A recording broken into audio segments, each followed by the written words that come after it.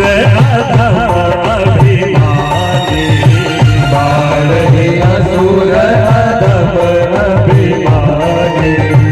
तब तब धरे प्रभु विविध शरीरा, तब तब धरे प्रभु विविध शरीरा। रही कृपा निधि जन वीरा, करही कृपा निधि जन वीरा। ओ सिया राम जय राम जय जय राम, सिया राम जय राम जय जय राम, सिया राम जय राम जय जय राम, सिया राम जय राम जय जय राम, सिया राम जय राम जय जय राम। जब जब हो धर्म के हानि, बाढ़हि असुर अधम अभिमानी। हे पार्वती, जब इस धरती पर धर्म की हानि होती है, इस धरती पर जब पाप पड़ता है और यह पृथ्वी गौ माता का शरीर लेकर, गौ माता का शरीर लेकर और भगवान के पास रोते हुए जाती है और कहती है कि हे परम पिता परमेश्वर, मुझ पृथ्वी पर इतने पाप हो रहे हैं कि जिसका भार में सहन नहीं कर पा रही हूं। अब भगवान आप अवतार लो। रावण, कुंभकर्ण, मेघनाथ और अनेक असुरों ने जब पृथ्वी पर जन्म लिया और वह अत्याचार करने लगे इस पृथ्वी पर, तब भगवान इस पृथ्वी पर आते हैं। और भगवान के जन्म के एक कारण नहीं है पार्वती, भगवान के जन्म लेने के अनेक कारण हैं। राम जन्म के हेतु अनेक, ओ राम जन्म के हेतु अनेक, परम विचित्र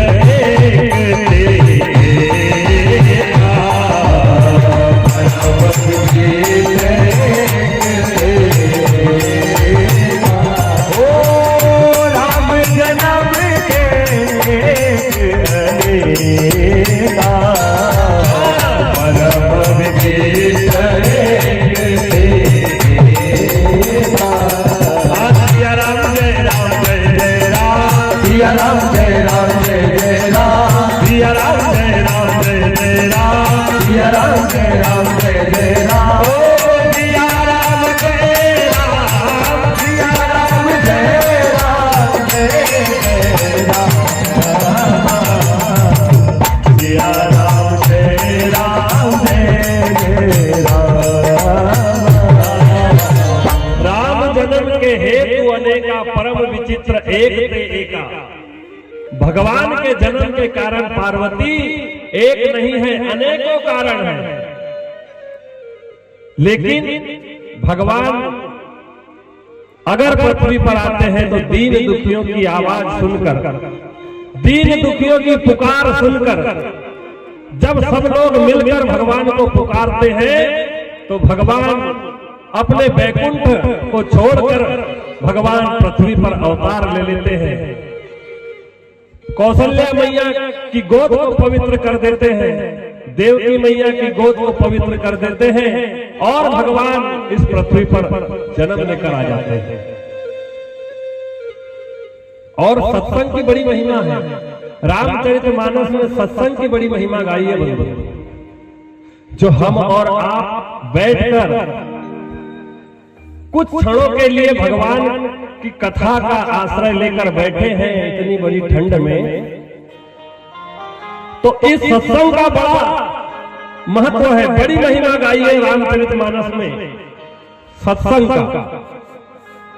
क्योंकि हनुमान जी महाराज जब लंका जाने लगे और सुरसा नाम अहिन के माता जब मिली और उसको भगवान जब जस्ट सुरसा बदन बढ़ावा, आंसू दून कपि रूप दिखावा, सत योजन तवे आनंद किन्ना, तिलक रूप पवन सुत लीना।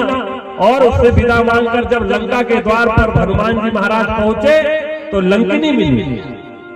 लंकिनी जैसे ही मिली तो लंकिनी हनुमान जी महाराज से कहती है कि अरे ये चोरी छुपे लंका में कौन प्रवेश कर रहा है? मैं यहाँ पर जितने भी चोर आते हैं लंका में घुसने का प्रयास करते, उन चोरों को खा जाती हूँ, ये कौन घुस रहा है? हनुमान जी महाराज ने कहा कि तुम चोर को खाती हो कि चोर को रखाती हो? क्योंकि सबसे बड़ा चोर तो तुम्हारा महाराज रावण है, जो मेरी माता सीता को चुरा कर ला लिया है। जब तू चोर को खाती है तो सबसे पहले तो रावण को खा जाती,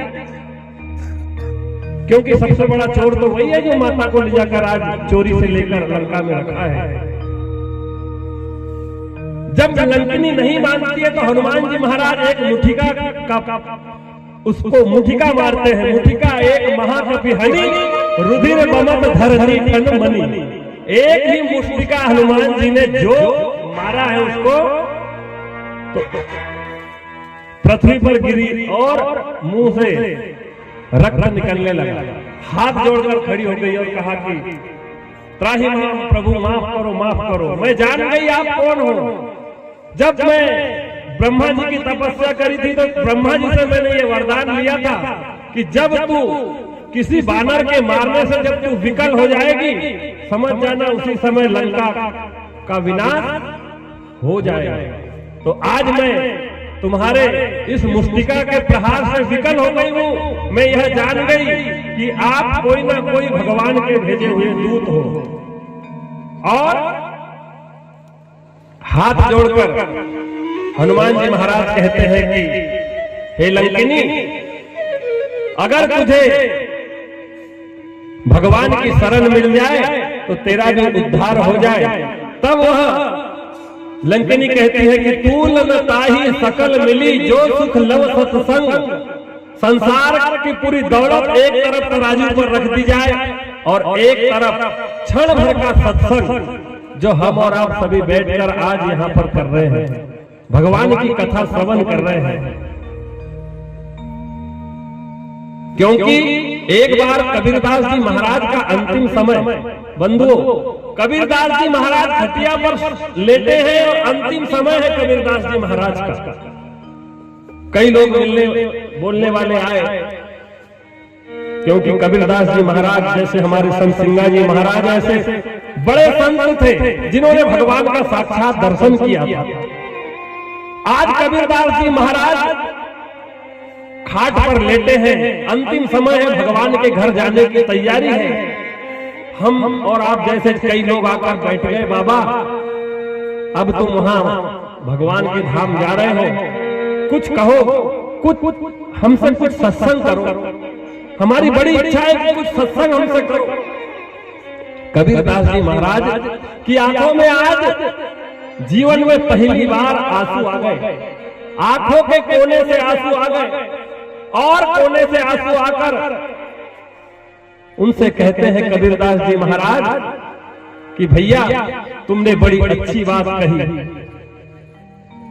क्योंकि ये सत्संग जो है ना, चाहे एक घड़ी का हो चाहे आधे घड़ी का हो, यह कभी व्यर्थ नहीं जाता बंधु। जीवन में न जाने कहा कौन सी ऐसा समय आ जाए, कौन सी ऐसी जगह, कौन सा ऐसा मोड़ आ जाए कि यह सत्संग हमें काम आ जाएगा। आज